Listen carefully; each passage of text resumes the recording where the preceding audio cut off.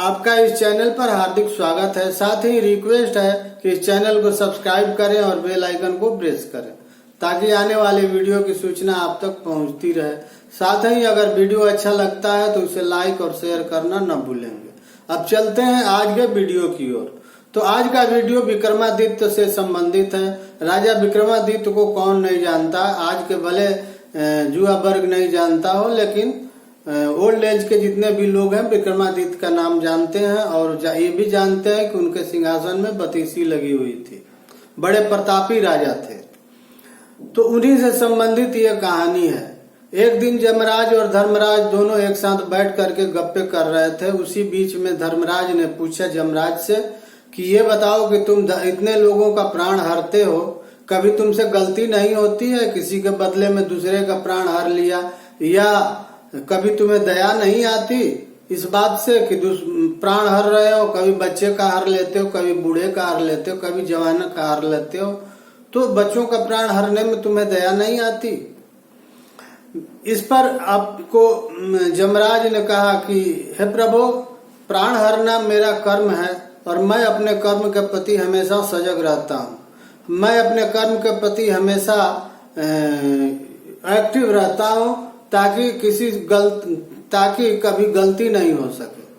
दूसरे के बदले में दूसरे का प्राण नहीं हर लगे, नहीं तो हाहाकार मच जाएगा धरती पर। और बात रही दया आने की, तो महाराज मुझे दया किस बात की, मेरा तो काम है। फिर भी आप कहते हैं तो मैं एक बात बताता हूँ कि एक जुआ का प्राण हरने वक्त मुझे दया आई थी। धर्मराज ने पूछा कि वो कहानी मुझे सुनाओ, कैसे तुम्हें दया आ गई प्राण हरने वक्त? तो उन्होंने बताना शुरू किया कि एक समय की बात है, राजा विक्रमादित्य जंगल में शिकार करने गए थे। उसी वक्त उन्होंने देखा कि एक बाघ उधर से चला आ रहा है।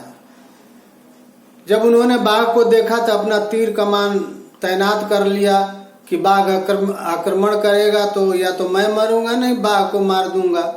लेकिन ऐसा नहीं हुआ। बाघ जमीन पर लेट करके भालू का रूप धारण कर लिया।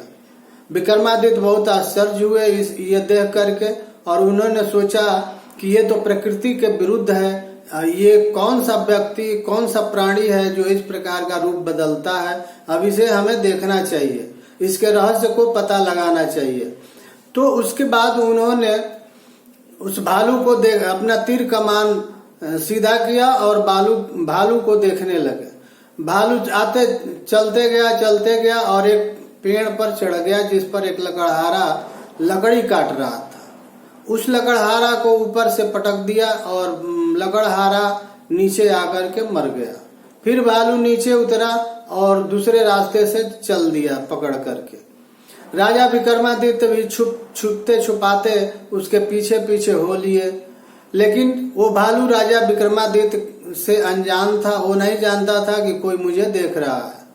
वो भालू धीरे धीरे चलते गया और उसके पीछे पीछे छुप करके राजा विक्रमादित्य भी चलते रहे।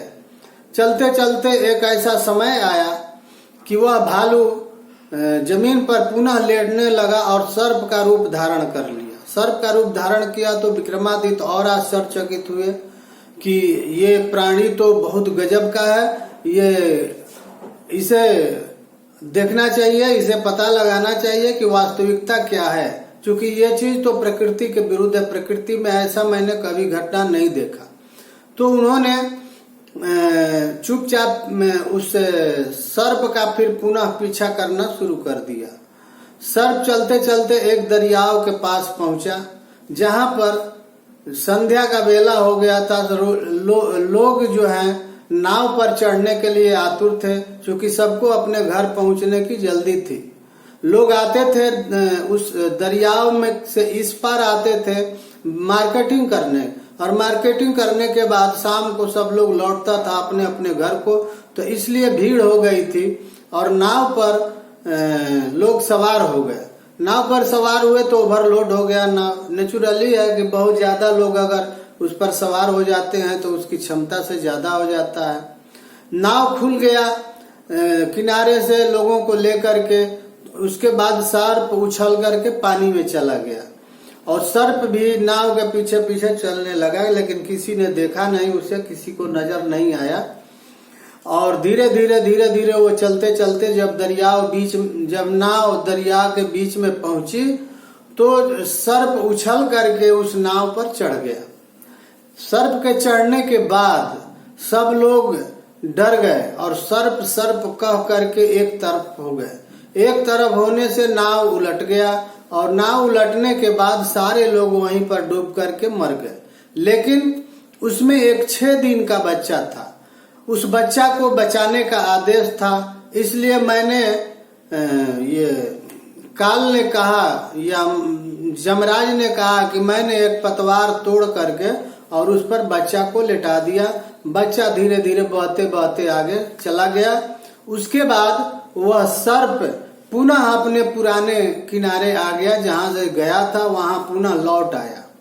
लौट आने के बाद वह पुनः एक मनुष्य का रूप धारण कर लिया और मनुष्य का रूप धारण करने के बाद पुनः साधु का रूप धारण किया। राजा विक्रमादित्य ने सोचा कि ये एक अच्छा अवसर है जिस वक्त मैं इससे बातें कर सकता हूँ, और साधु के पास जाकर राजा विक्रमादित्य ने हाथ जोड़कर प्रणाम किया और पूछा, महाराज आप कौन हैं? साधु ने कहा कि आप देखते नहीं मैं एक साधु हूँ और इसके सिवा तो कुछ हूँ नहीं, आप कौन हैं?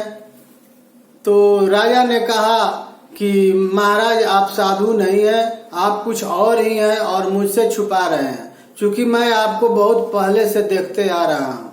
भालू से बाघ, बाघ से सर्प, सर्प से आदमी, ये सारा चीज मुझे बहुत आश्चर्यचकित कर रहा है और मैं बहुत ही जानना उत्सुक हूँ कि इस रहस्य का भेदन हो। तो वो साधु ने बोला कि महाराज क्या आप विक्रमादित्य हैं? चूंकि इस धरती पर राजा विक्रमादित्य ही एक ऐसा व्यक्ति है जो मुझे देख सकता है। मैं काल हूँ और काल को कोई देखता नहीं है। राजा विक्रमादित्य ने कहा कि जी महाराज मैं राजा विक्रमादित्य हूँ और आपको बाघ से लेकर के ये मनुष्य के रूप धारण करने तक मैं सारी बातों को जानता हूँ और देखा हूँ। इसलिए आपसे मैं रिक्वेस्ट करता हूँ कि आप ये बताइए कि बाघ के रूप में आपने क्या किया था? काल ने कहा कि बाघ के रूप में मैंने एक गाय का वध किया था, उसके बाद मैं आकर के भालू बना। लकड़हारा को चूंकि ऊपर से पटकना था तो भालू पेड़ पर चढ़ता है, इसलिए भालू का रूप धारण करना पड़ा। और हे राजा विक्रमादित्य, जिसको जिस विधि से मौत देना है, प्राण हरना है, मैं वही रूप धारण करता हूँ और वह रूप धारण करके मैं उसके पास पहुंच जाता हूँ। इसके बाद राजा विक्रमादित्य ने कहा कि महाराज आप बताइए कि साधु रूप धारण करने के बाद अब आप क्या करने वाले हैं, किसे मारने वाले हैं? तो साधु ने कहा, यानी काल ने कहा कि मैं अब एक धर्मात्मा पुरुष के पास जा रहा हूँ, बहुत ही धर्मात्मा है, उसे बताना है कि उसकी मृत्यु कब है। क्योंकि वो बहुत धर्मात्मा है, इसलिए मैं उसे बता करके ये चाहता हूँ कि वह अपना अंतिम समय में कुछ पुण्य वगैरह कर करके अपनी सदगति को प्राप्त हो जाए। इसलिए मैं उसके पास जा रहा हूँ और उसे बताने वाला हूँ कि तुम्हारी मृत्यु कब होगी, कहाँ होगी, कैसे होगी और तुम्हें अब क्या करना चाहिए। इसलिए हे राजन, आप अपने राज्य को लौट जाइए, मेरा पीछा करना अच्छा नहीं है, मैं भी अब जा रहा हूँ, इसलिए आप अपने राज्य को लौट जाइए। राजा विक्रमादित्य ने अपने राज्य को लौट गया।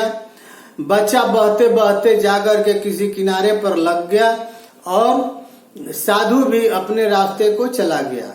आज के वीडियो में बस इतना ही, बाकी कहानी अगले वीडियो में मिलते हैं तो बताएंगे कि अब ये इन तीनों का क्या हुआ।